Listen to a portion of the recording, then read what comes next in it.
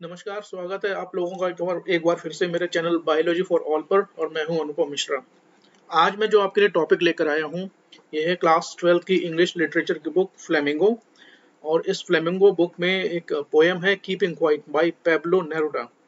तो वो पोएम मैं आज आपके लिए लेकर आया हूँ। इस पोएम का थीम क्या है, ये इसके इसके जो पोइट है वो पोइट कौन है, पोइट के बारे में हम थोड़ा सा पढ़ेंगे। और पोइट इस पोएम का थीम क्या है, इसका एक्सप्लेनेशन क्या है और ये किस बारे में है, इसका नरेशन क्या है, वो सब आज हम डिस्कस करेंगे इस वीडियो के माध्यम से। जिन लोगों ने चैनल सब्सक्राइब नहीं किया है उनसे रिक्वेस्ट है कि चैनल को सब्सक्राइब करें, वीडियो को लाइक और शेयर करें, और साथ ही साथ आपका अगर कोई कमेंट है, कोई सुझाव है, तो उस सुझाव से मुझे ज़रूर अवगत कराएं। चलिए शुरू करते हैं। ये जो पोयम है कीपिंग क्वाइट, जैसा कि पोयम के टाइटल से समझ में आ रहा है, कीपिंग क्वाइट का मतलब है शांत रहना। तो ये शांत रहने के ऊपर पोयम क्या है, इसके बारे में अभी हम डिस्कस करते हैं थोड़ी देर में। पहले पोएट के बारे में और पोयम के बारे में थोड़ा सा बैकग्राउंड समझ लेते हैं।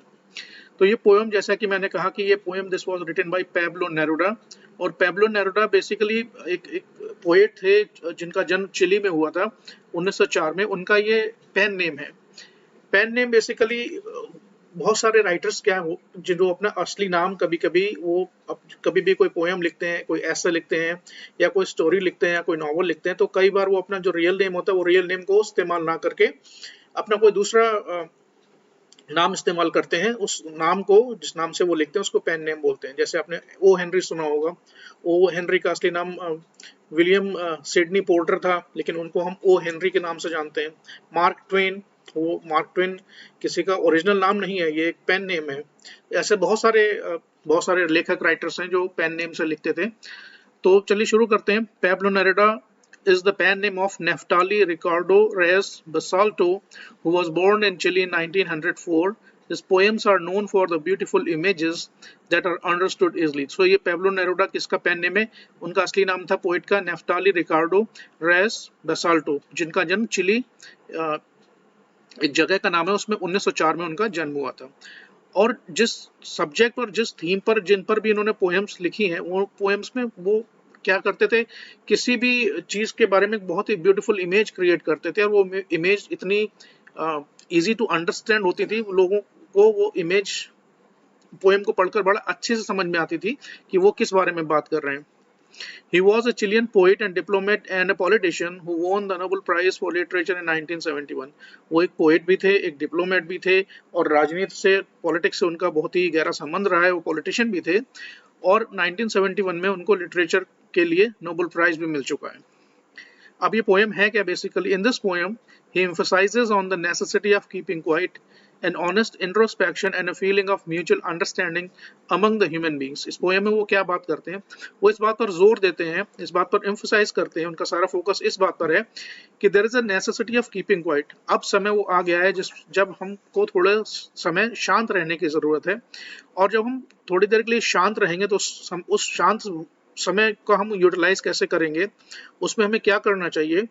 वो the poet wants us to do an honest introspection. वो चाहता है कि हम सभी लोग, दुनिया में जितने लोग भी हैं, कुछ समय के लिए, थोड़ी देर के लिए शांत हो जाएं, और जितनी भी एक्टिविटीज हैं वो सारी की सारी एक्टिविटीज बंद कर दें, और अपने आप को समझने की कोशिश करें, अपने आप को अंदर झांकने की कोशिश करें, और समझने की कोशिश करें कि एज ए ह्यूमन बींग्स हमारे अंदर क्या कमियां हैं, और हमारे अंदर क्या अच्छाइयां, और क्या चीज और बेहतर कर सकते हैं। And a feeling of mutual understanding among the human beings. और जो आपस में हमारे लोगों, आपस के लोगों में, एक ही कम्युनिटी के लोगों में, दो देशों के बीच में, दो कल्चर्स के बीच में जो मिसअंडरस्टैंडिंग है, उस मिसअंडरस्टैंडिंग को खत्म किया जाए, और एक म्यूचुअल अंडरस्टैंडिंग यानी एक आपसी तालमेल और आपसी समझ को डेवलप किया जाए। इस बारे में पूरी पोयम जो है उन्होंने लिखी थी।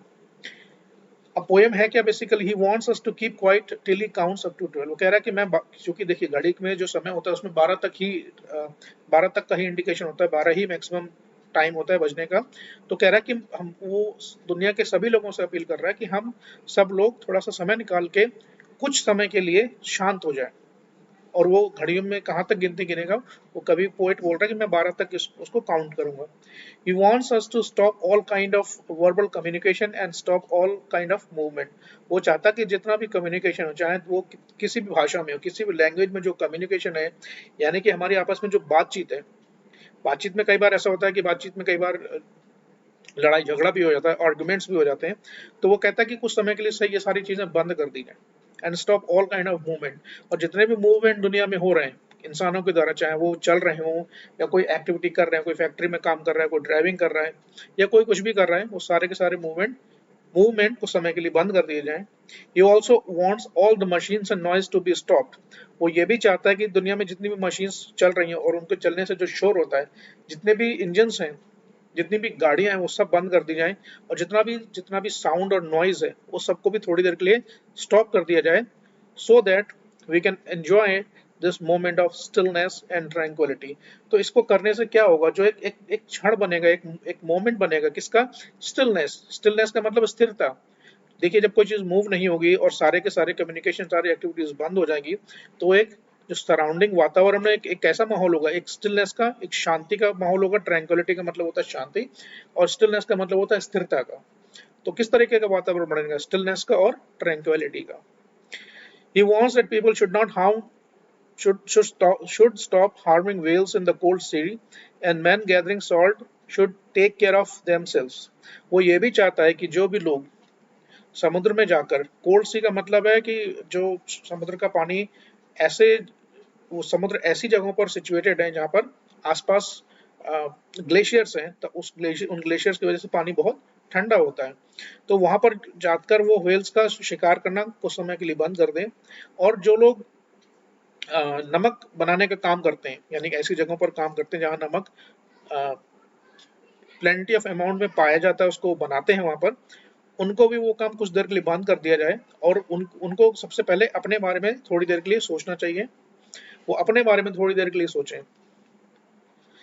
He also wants all kinds of war to be stopped altogether as all the wars are meaningless as they leave no survivors। ये देखिए इस पोएम में वो एक अपील करता है सभी लोगों से, दुनिया के जितने भी लोग हैं, चाहे वो किसी भी कंट्री में रहते हो, किसी भी लैंग्वेज, कोई भी लैंग्वेज बोलते हो या किसी भी कल्चर को फॉलो करते हो, वो चाहता है कि दुनिया में जिस भी तरीके के वॉर है, आजकल देखिए वॉर्स बहुत ही काफी सारे तरीके के हैं, उसको हम पोएम में एक्चुअली डिस्कस करेंगे।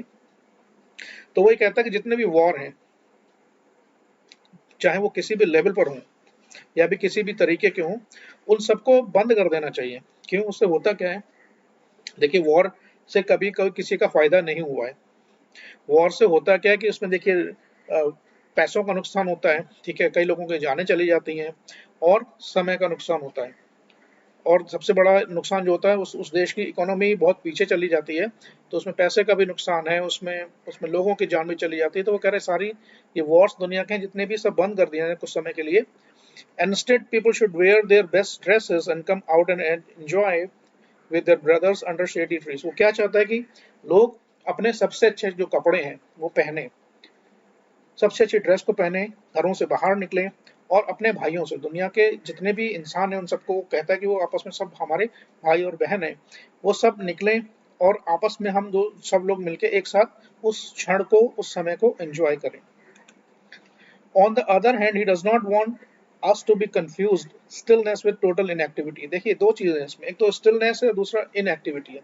स्टिलनेस का मतलब है स्थिरता, कुछ समय के लिए स्थिरता, यानी कि कोई काम एक्टिविटी बंद कर दी गई है, तो जो उस एक्टिविटी रुकने से क्या है, स्टिलनेस आ गई, काम उस चीज में स्थिरता आ गई। और एक दूसरी चीज है टोटल इनएक्टिविटी। टोटल इनएक्टिविटी का मतलब कि हमने सारे ही काम करने बंद कर दिए, बिल्कुल इनएक्टिव हो गए। तो वो ये चाहता है हम लोगों से कि वो इन दो वर्ड्स के बीच में कोई कंफ्यूजन नहीं होना चाहिए। वो केवल इतना कह रहा है कि इन सब कामों को थोड़ी देर के लिए बंद कर दिया जाए। इसका मतलब ये नहीं कि हम पूरी तरीके से इनएक्टिव हो जाए, क्योंकि according to the poet doing nothing at all would mean death. क्योंकि अगर हम कुछ भी नहीं कर रहे हैं, हम ना कुछ सोच रहे हैं, ना कुछ कर रहे हैं, किसी तरह की कोई एक्टिविटी नहीं कर रहे हैं, इट मीन्स डेथ। उसका मतलब क्या है कि मृत्यु। He doesn't want us to work continuously, rather wants us to stop working for a while and enjoy the moment of togetherness in absolute silence। वो ये कह रहा है कि जो हम लगातार काम कर रहे हैं, दुनिया में जो इतना रश है, मशीन्स का शोर है, गाड़ियों के भागने की आवाज है, और दुनिया चीजों के पीछे भाग रही है, वो कह रहा है कि इन एक्टिविटीज को थोड़ी देर के लिए बंद कर दिया जाए और एक कंप्लीट साइलेंस का जो माहौल वहां पर क्रिएट होगा, उसमें जब हम लोग आपस में एक दूसरे से बात करेंगे, एक दूसरे के विचार जानने की कोशिश करेंगे, वो मोमेंट जो होगा, वो क्षण होगा, बड़ा ही शानदार होगा और उस क्षण को हमें एंजॉय करना चाहिए। According to him, man sometimes are afraid of death poet के अनुसार ये बात सत्य भी है कि मृत्यु ही अंतिम सत्य है। मृत्यु, डेथ तो सबको एक एक ना एक दिन आनी ही है, ये बात हम लोग जानते हैं। और ये जानने के बाद भी हम कहीं ना कहीं सोचते हैं कि इस व्यक्ति को तो मृत्यु आ सकती है, लेकिन मेरे साथ ऐसा नहीं होगा, जबकि ये सच नहीं है। तो लोग देखिए, दुनिया में सबसे बड़ा डर क्या है? दुनिया में सबसे बड़ा डर है मृत्यु। और इंसान अगर किसी चीज से दुनिया में डरता है तो वो अपनी ही मृत्यु से डरता है। तो पोएट क्या कहता है? लॉन्ग साइलेंस में help people to overcome this fear. अगर हम शांति का वातावरण क्रिएट करते हैं तो शायद कुछ हद तक इस डर को हम ओवरकम कर सकते हैं, उसको हम थोड़ा सा कम कर सकते हैं। This idea of stillness is different from total inactivity. वो कह रहा है कि देखिए, स्टिलनेस एक अलग चीज है, टोटल इनएक्टिविटी अलग चीज है। दोनों में किसी तरीके का कोई कंफ्यूजन नहीं होना चाहिए।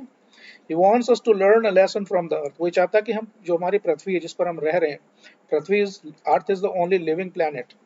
पृथ्वी के बारे में ऐसा बोला कि वही एक जीवित प्लैनेट है, क्योंकि पृथ्वी पर ही जीवन संभव है। तो कहता है कि हमें पृथ्वी से भी एक लेसन सीखना चाहिए। वो लेसन क्या है? When everything in this world seems dead, the earth remains alive.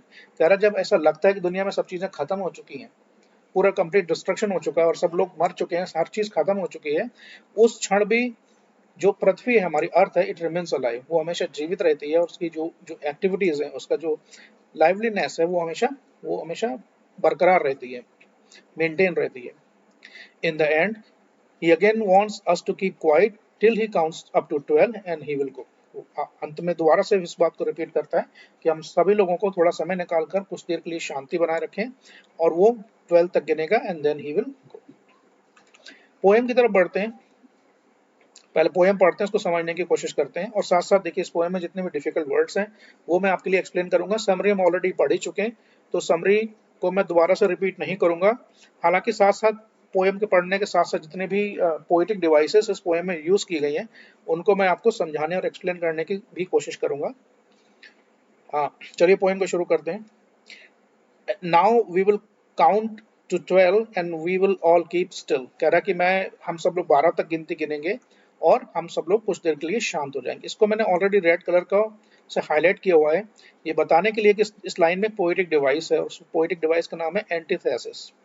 Antithesis एक पोएटिक डिवाइस होती है। देखिए, एंटी का मतलब होता है अपोजिट, यानी कि इसमें क्या होता है कि दो अपोजिट मीनिंग या अपोजिट आइडियाज वाले वर्ड्स को एक साथ यूज किया जाता है।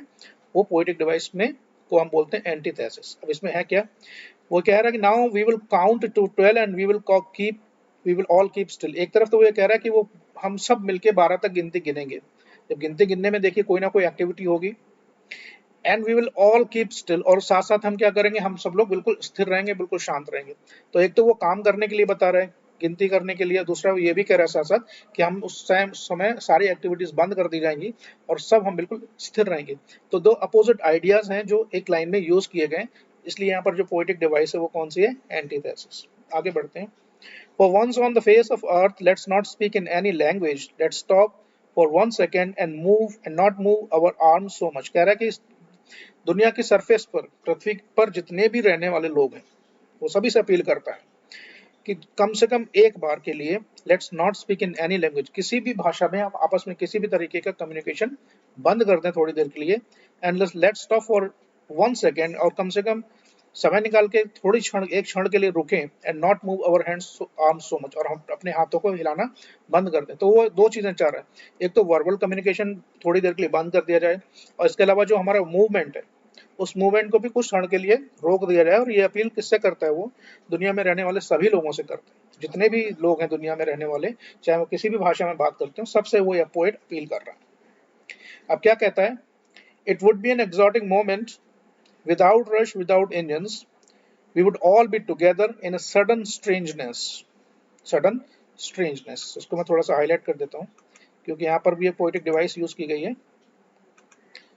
अब क्या अगर it will be an exotic moment, ये बहुत ही शानदार मोमेंट होगा, क्योंकि देखिए ऐसा नहीं होता, ये सिर्फ एक इमेजिनेशन है, पोएट का एक इमेजिनेशन है कि हमें वो ऐसा इमेजिन कर रहा है। तो एक इमेज यहाँ पर क्रिएट करने की कोशिश की है पोएट के द्वारा। तो कह रहा है कि अगर ऐसा हो, it would be an exotic moment, ये बहुत ही शानदार क्षण होगा। विदाउट रश, विदाउट इंजन्स, इसको मैंने रेड से हाईलाइट किया है। इसमें एक पोएटिक डिवाइस जो यूज की गई है वो है, देखिए, विदाउट रश, विदाउट इंजन्स। तो विदाउट वर्ड को रिपीट किया गया इस लाइन में, तो एक पोएटिक डिवाइस है, उसको रिपीटिशन बड़ा आसान है समझने में। जब भी कभी आपको किसी पोएम का के ऊपर बेस्ड जो क्वेश्चंस आते हैं एग्जाम्स में, उसमें अगर आपको जब आप पढ़ते हैं उस स्टेंजा को और उसमें आपको लगता है कि कोई वर्ड 2 या 3 बार रिपीट हो रहा है सेम वर्ड, तो वो पोएटिक डिवाइस क्या होती है, रिपीटिशन होती है। तो वो कह रहा है कि कितना शानदार मौका होगा, कितना शानदार क्षण होगा, विदाउट रश विदाउट इंजन, यानी कि जितनी भी दुनिया की भागदौड़ है और जितना भी मशीनों को चलने का शोर है, मशीन में क्या है, फैक्ट्रीज में मशीन चलती है, गाड़ियों में इंजन होते हैं और भी बहुत तरीके के इंजन होते हैं। वो कह रहा है कि इन सभी शोर को, सभी तरीके का रश भागदौड़ और सभी तरीके का शोर शराबा कुछ देर के लिए अगर बंद कर दिया जाए तो ये बहुत ही शानदार हमारे लिए क्षण होगा। We would all be together in a sudden strangeness, और ये स्ट्रेंज सा माहौल जो क्रिएट होगा, उस माहौल में हम सब लोग एक साथ मिल सकते हैं, एक साथ वहां पर उस क्षण को एंजॉय कर सकते हैं। Fishermen in the cold sea would not harm whales, and the men gathering salt would look at their hurt hands. Fisherman in the cold sea, जैसा कि मैंने बताया, जो खासकर पोलर रीजन है जहाँ पर बहुत ज्यादा बर्फ पड़ती, बहुत ही ठंडे इलाके हैं, उनके पास के जो समुद्र हैं उनको कोल्ड सी बोलते हैं। और उनमें जो मछली पकड़ने के लिए लोग गए हुए हैं, उनसे भी वो अपील करता है कि वो उस काम को थोड़ी समय के लिए बंद कर दें और उन व्हेल्स यानी कि उन मछलियों को मारना थोड़ी देर के लिए बंद कर दें। And the man gathering salt would look at his hurt hands, और जितने भी लोग सॉल्ट गैदर करने का काम करते हैं, नमक समुद्र के पानी से नमक निकालने का काम करते हैं, वो भी सारी एक्टिविटीज को बंद कर दें और सबसे पहले अपनी तरफ ध्यान दें और अपने हाथों की तरफ देखें कि उनके हाथ काम करते करते किस तरीके से हर्ट हो चुके हैं, जख्मी हो चुके हैं। ये जो लास्ट लाइन है इसको मैंने रेड से हाईलाइट किया है, हिज हर्ट हैंड्स। देखिए, हिज हर्ट हैंड्स, ह साउंड यानी कि एच साउंड बार बार रिपीट हो रहा है। तो इस यहाँ पर कोई एक पर्टिकुलर साउंड, खासकर कॉन्सोनेंट साउंड बार बार रिपीट होता है एक लाइन में या वो 2 लाइन में भी कंटिन्यू हो सकता है, तो वहां पर एक पोएटिक डिवाइस होती है जिसको बोलते हैं एलिटरेशन। तो यहाँ पर हिज हर्ट हैंड्स, यहाँ पर एक पोएटिक डिवाइस है, इसको बोलते हैं एलिटरेशन। बड़ा आसान इसको समझना। आगे बढ़ते हैं। Those who prepare green wars, wars with gas, wars with fire, victory with no survivors, would put on clean clothes and walk about with their brothers in the shade doing nothing. अब देख वही देखिए, ये जो line है, ये जो पूरा पैराग्राफ है, इसको थोड़ा सा ट्रिकी भी है, थोड़ा समझ, इसको मैं एक्सप्लेन करने की कोशिश करता हूँ। कहता है दुनिया में वो लोग जो ग्रीन वॉर्स करते हैं। ग्रीन वॉर देखिए, बेसिकली पोइट ने इस पूरे स्टेंजा में कुछ सिंबल्स यूज किए हैं, जहां पर किसी चीज को समझाने के लिए किसी सिंबल का यूज किया जाता है, किसी चिन्ह का यूज किया जाता है अपनी बात को समझाने के लिए, उसको बोलते हैं सिंबोलिज्म। ये है कैसे, इसको आप समझिए जरा। कहता है those who prepare green Wars. Green Wars basically क्या है, देखिए, ग्रीनरी जो होती है वो फॉरेस्ट से, पेड़ पौधों से आती है। तो अगर हम कोई काम ऐसा करते हैं जिससे पेड़ पौधों को नुकसान होता है, और उसको हम कह सकते हैं ग्रीन वॉर है।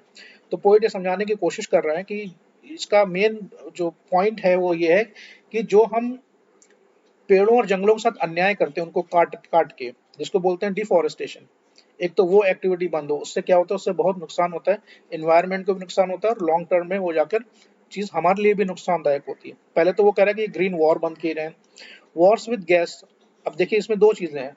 वॉर्स विद गैस का मतलब है बहुत सारे युद्ध होते हैं जिसमें गैस का इस्तेमाल किया जाता है, पॉइजनस गैसेस का इस्तेमाल किया जाता है। इसका एक मतलब तो ये हो सकता है। उससे होता क्या है, उससे जितना भी हमारा एटमॉस्फेयर वो पोल्यूट होता है। जितनी ज्यादा गैसेस का इस्तेमाल होगा वो ह्यूमन बीइंग के लिए तो नुकसानदायक है ही, साथ साथ एनवायरनमेंट में रहने वाले जो अदर लिविंग बीइंग्स हैं, जिसमें प्लांट्स भी आते हैं, उनके लिए भी बहुत नुकसानदायक चीज है। तो एक तो ये एनवायरनमेंट को पोल्यूट करते हैं, वॉर्स विद गैस। तीसरा बोल रहा है वॉर्स विद फायर, यानी कि जो युद्ध लड़ाइयाँ जिनमें फायर का इस्तेमाल होता है, आग का इस्तेमाल होता है, जैसे मिसाइल्स हैं, बॉम्ब्स हैं, गोलियां हैं, ये इनसे जो वॉर्स लड़े जाते हैं उनसे तो पूरी जो मानव सृष्टि है उसका ही सारा नुकसान होता है। और फिर ये बाद में कहता है विक्ट्री विद नो सर्वाइवर्स। बोला ऐसे युद्धों का क्या फायदा, ये युद्ध सारे कैसे हैं, मीनिंगलेस हैं, बेकार हैं, क्योंकि युद्धों के बाद आमतौर पर बहुत से लोग मारे जाते हैं और बहुत से, कई बार ऐसा होता है कि पूरी की पूरी पॉपुलेशन या पूरी की पूरी जनरेशन उन युद्धों में खत्म हो जाती है। तो वो कहता है कि ऐसे लोग जो इन चीजों में शामिल हैं, चाहे वो डिफॉरेस्टेशन हो या फिर एयर पॉल्यूशन हो या फिर ये फायर, वॉर्स विद फायर, अन्य तरह के युद्धों में भाग ले रहे हैं जिनका कोई मतलब नहीं है क्योंकि इनसे बहुत सारे लोग मारे जाते हैं, उनसे भी वो अपील करता है क्या, they would put on clean clothes, वो अपने साफ सुथरे कपड़े पहनेंगे। देखिए साफ सुथरे कपड़े यहाँ पर एक सिंबल के रूप में यूज किया गया। साफ सुथरे का मतलब, कपड़ों का मतलब है कि हमारे मन में जितना मैल है एक दूसरे के प्रति, वो घृणा एक दूसरे के प्रति जो है, या हमारी जो मिसअंडरस्टैंडिंग है उसको हम खत्म करें। हम अपने अंदर क्या डेवलप करने की कोशिश करें, कुछ नए आइडियाज लेके आए, कुछ नए थॉट्स लेकर आए।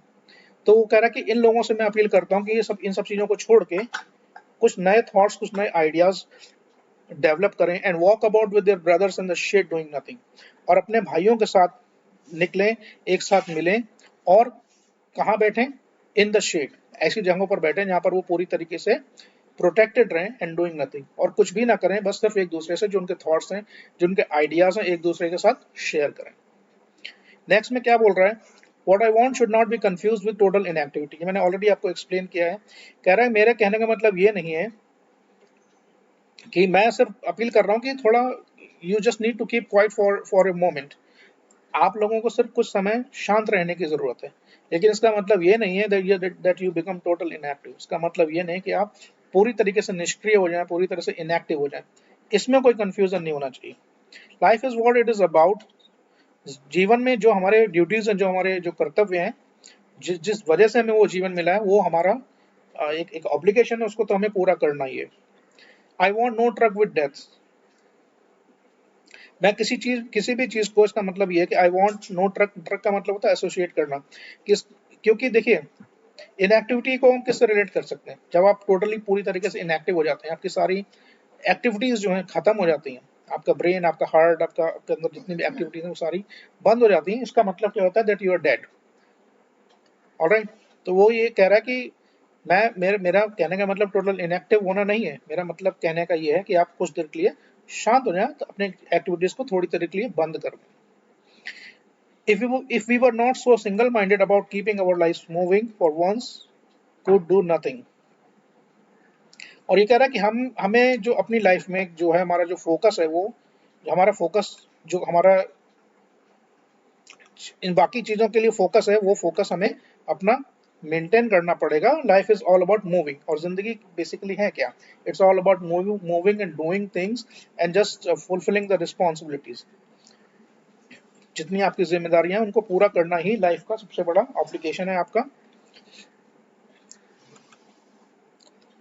अब वो लास्ट में क्या कह रहे हैं, perhaps a huge silence might interrupt with sadness of never understanding ourselves end of threatening ourselves with death. देखिए देखो, दो चीजें, एक तो दुनिया में इतना रश है, लोग एक दूसरे के पीछे इतना, चीजों के पीछे इतना भागते हैं, कभी कभी, और मोस्टली होता क्या है कि हम लोगों के पास आपस में एक दूसरे से बात करने के लिए समय नहीं है, और जहाँ पर कम्युनिकेशन का गैप होता है वहाँ पर सबसे ज़्यादा कन्फ्यूजन वहीं पर होता है, मिसअंडरस्टैंडिंग सबसे ज़्यादा वहीं पर होती है। और खासकर आजकल तो अगर इसको बड़े लेवल पर देखा जाए तो बहुत सारे देश ऐसे हैं जिनके बीच में आपस में हमेशा कुछ ना कुछ होता ही रहता है, चाहे बड़े लेवल के वॉर हैं, छोटी मोटी लड़ाइयाँ हों, या diplomatic relations up and down होते रहते हैं। वो उसके वजह क्या है, उसकी वजह ये है कि हम में आपस में बहुत बड़ी मिसअंडरस्टैंडिंग है, क्योंकि हम कभी अपने आप को उतना समय देते नहीं है।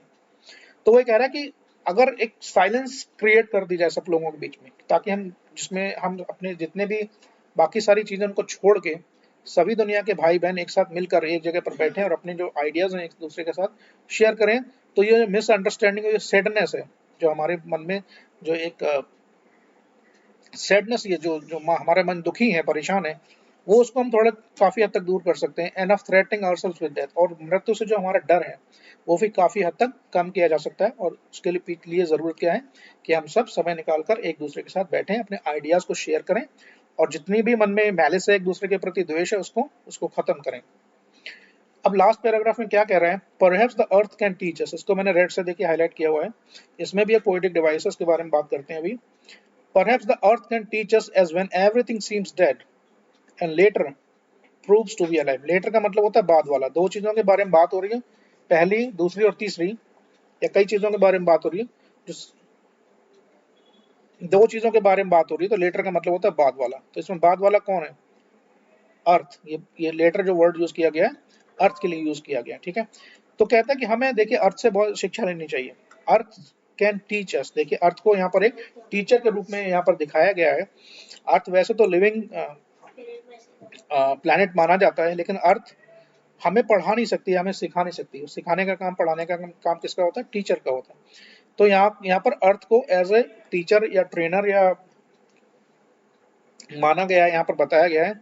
ये इस पोएटिक डिवाइस को बोलते हैं पर्सोनिफिकेशन, या अर्थ को पर्सोनिफाई किया गया।